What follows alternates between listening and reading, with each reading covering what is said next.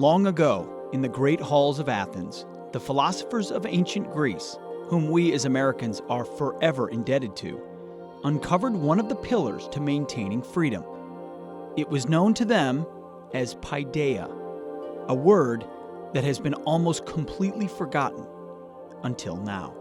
Paideia was discovered by the Greeks, and what they did is they observed the cultures around them and they said, look, if you take a child out of this tribe and put them in that tribe, they grow up to be like that tribe.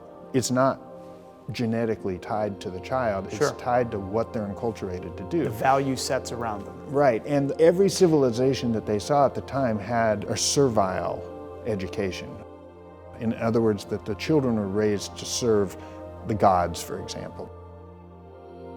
To the ancient Greek philosopher Plato and his disciples, their view of God was different than how we perceive God to be. They theorized that God was a form of good, a force that could not be seen or explained and existed outside all of space and time.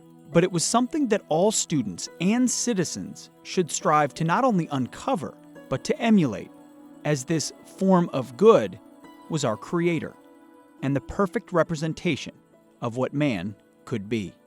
For Plato, behind not only things like trees and dogs and cats, but behind are abstract nouns, things like justice and goodness and beauty and truth. Behind those things is the absolute form or idea of goodness and truth and beauty.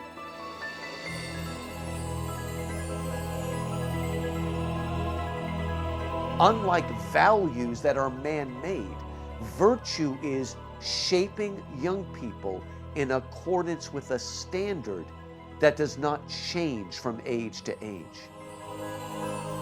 With all of the Greeks' wisdom and discoveries, it's hard to imagine how a civilization as wondrous as this could ever fall.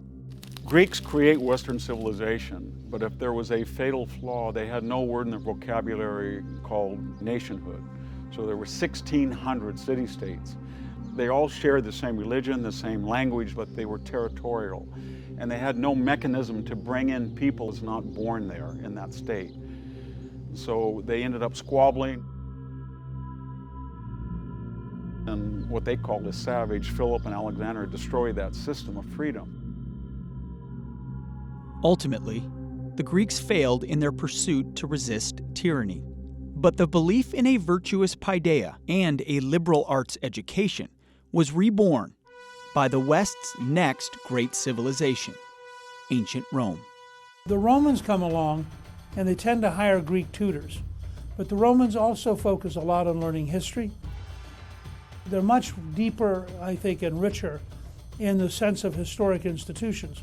The Romans had a pretty long period of great stability, and they valued it, and they tried to train people into running that kind of stability. The Romans took the values, but they said, you know what, we're going to create a nation that can be inclusive of city-states and mold them together and then apply that to an empire. They can become Roman by their choice. So that's really the basis of the idea of Western inclusivity, that you can be Western, you can be Roman, even if you're not Italian. And that was a radical change. The Romans proved that having an empire built upon a virtuous or Western paideia could thrive in a society filled with students from various backgrounds. The Roman Empire covered every possible kind of culture, race, and creed. How were they able to run an empire that was so diverse? They basically give us the idea of universal law. It gives us a way that we can dialogue across cultures by holding up standards, universal standards of reason or logic. We love to watch movies where the Romans are the bad guys, and of course any empire is going to have corruption. But Rome gave us a sense of law and justice. Read the Gospel of Luke or the book of Acts. Every time we meet a Roman centurion, he is a man of justice and honor and dignity, and he upholds that honor. But as the Romans expanded their empire, they would learn that a Western paideia can only last if each new generation is enriched with the same virtues.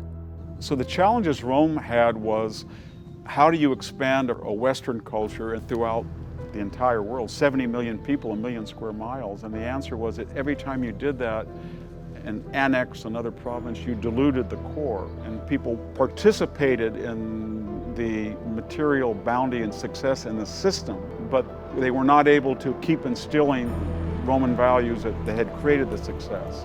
So it became a shell, a veneer. Like the Greeks before them, the Roman Empire would eventually collapse. But not before the Romans were able to infuse the Western paideia with the miracle of the New Testament. The empire's late embrace of Christianity created one of the most powerful tools for spreading wisdom in human history, the Western Christian paideia. How do you take Christian ideas that are coming out of Judaism and make them understandable to educated Greek and Roman citizens? And what they did is they found that they could explain these ideas using Greek and Roman philosophical lingo. And so this great fusion is what changed and shaped the world in a good way. If you read the early defenses of Christianity that are meant for Greco-Roman people, they spoke of Socrates as one of the first martyrs for monotheism. Now, obviously, Socrates wasn't Christian. He also wasn't Jewish.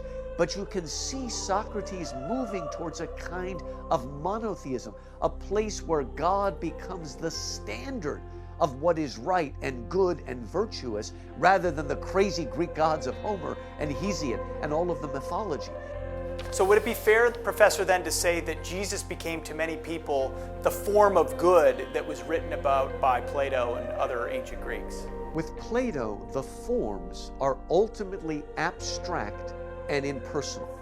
What happens with Christianity, the reason, the logic, that form takes on human form. And that makes for a paideia that also has a role model that is both divine and human that we can shape ourselves against. Within the ancient world of education, the gospel of Jesus Christ came the greatest teacher of them all.